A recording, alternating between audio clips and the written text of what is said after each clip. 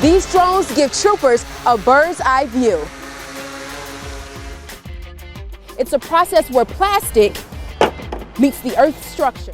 The Museum of Glass is recreating that journey, and I have with me again Eric. The Five insist the video was taken out of context. They say the roast was meant to make fun of racists, sexists, and bigots as opposed to condoning those views. Brittany, thank you so much for being here. Now, he's confessed to 2 kidnapping cold cases, right? Kevin Schaus was arrested for sexually assaulting a 4-year-old. Police say another person on scene assisted Jimenez while Boeheim used his cell phone flashlight to warn other drivers. Oh man, you look amazing. I see you got the scarf, the hat going on. A lot of beads there. Mind if I get a bead? You know, let's share the love. There you go. All right, all right. That's right. Okay, Camille, now I'm official. You know what? From now on, you can call me Wonder Woman because I am sold on a camper. This ice where I'm standing is about 6 feet above the shoreline. As you can see, water came ashore, hitting all the way up into the trees and freezing branches. This right here is one of 2 signs that was vandalized this week.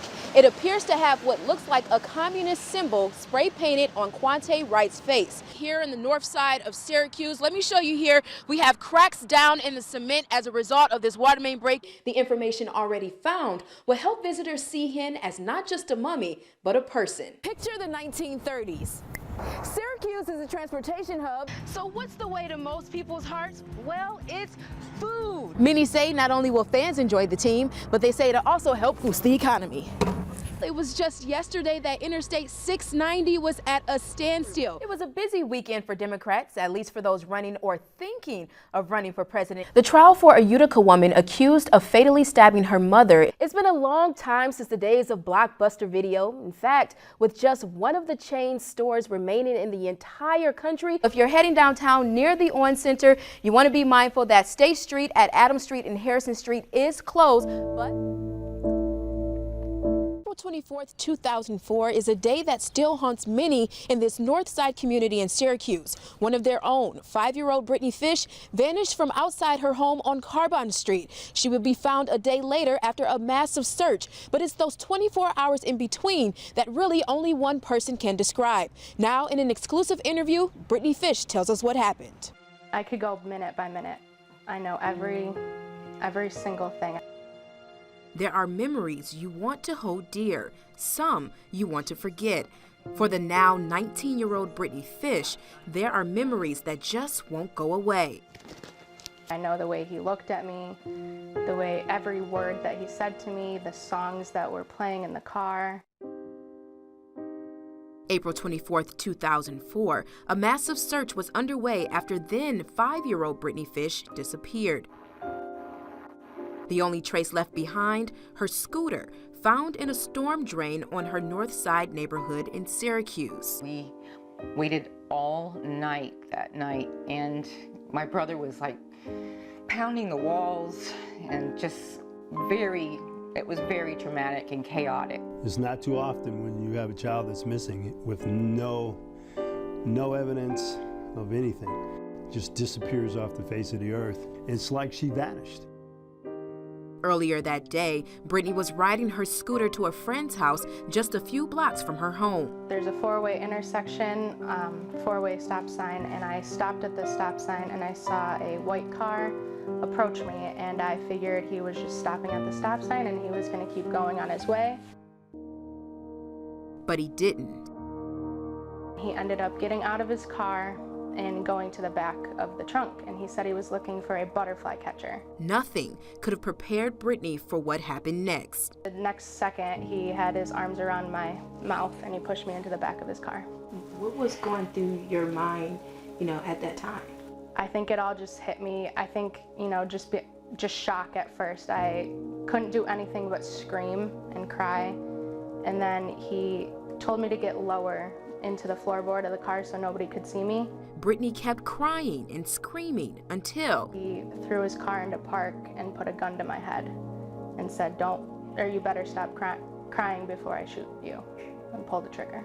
I was thinking more of my life than to be found at that point, because I was like, if I don't cry, then I have more of a chance, because if not, then he could pull the trigger. What was the voice of Kevin like? The only thing I can think of is the demon. It was just deep, and the things he said to me didn't help. They were disgusting things that he was saying. Hours later, Brittany's abductor dropped her off at a vacant building in DeWitt. He'd bound her hands and feet and wrapped duct tape around her head, covering her eyes, nose, and mouth. He told me to lay on the ground underneath the tarp, and that he said he had to run to the bank and he was going to stop and get me McDonald's because he thought I was hungry. For hours, Brittany laid under that tarp in the blustery cold. The whole 23 hours underneath that tarp, it was a mixture between crying, screaming, throwing my body around. I had to keep urinating to keep myself warm. I knew I was in the back of somewhere, but I didn't know if it was going to be accessible to somebody to hear me. That's why I didn't lose hope. I didn't stop. Loud music. That's why Syracuse police pulled over 23-year-old Shaolin Moore Friday. Police say they just wrapped up a drugs and weapons investigation near Skiddy Park and noticed Moore playing his music loudly in violation of the city's noise code. They pulled him over, but the traffic stop quickly escalated. Why he doing all that? The passenger in the car recorded the incident. Yo, why you punching my man? There's definitely some disconcerting images in the video, but I'd also be hesitant to comment too authoritatively. The video starts just before the incident occurs, so it's hard to know the context of the situation. According to court documents, the officers say Moore disobeyed multiple requests to get out of his car and was resisting arrest. The arresting officer also claims that he feared Moore may be concealing a weapon. Syracuse Police Chief Kenton Buckner said the incident was reported immediately and an investigation began before the video was posted online. In a statement, he said, "I recognize the concerns that have been raised by the community, and I want to assure the community that under department protocol, when officers use force, including this time, we complete a thorough investigation." We also spoke with Moore's lawyers who said they are aware that the chief takes these matters seriously, and they said this will be a good test as to how the chief will respond. But their big question is, how did a stop for a noise violation escalate rapidly to a physical altercation? You can pick whatever you want. It's like Santa's workshop, so to speak, See if I can grab it. where you can have whatever you like.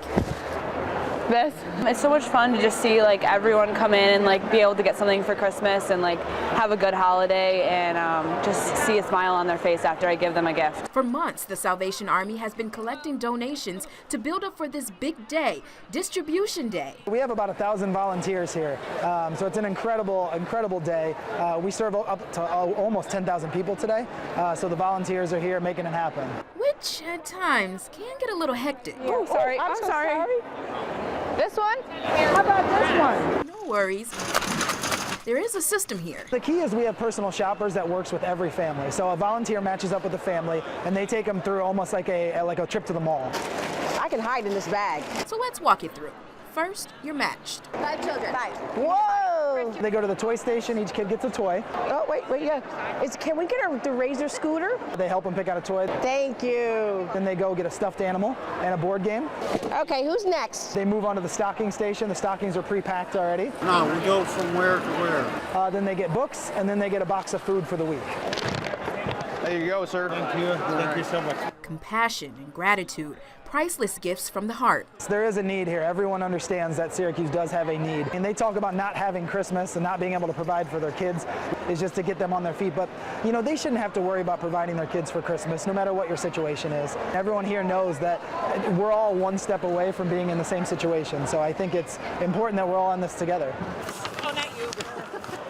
A thrill of hope, exchanged in joy. Merry Christmas. That is impressive.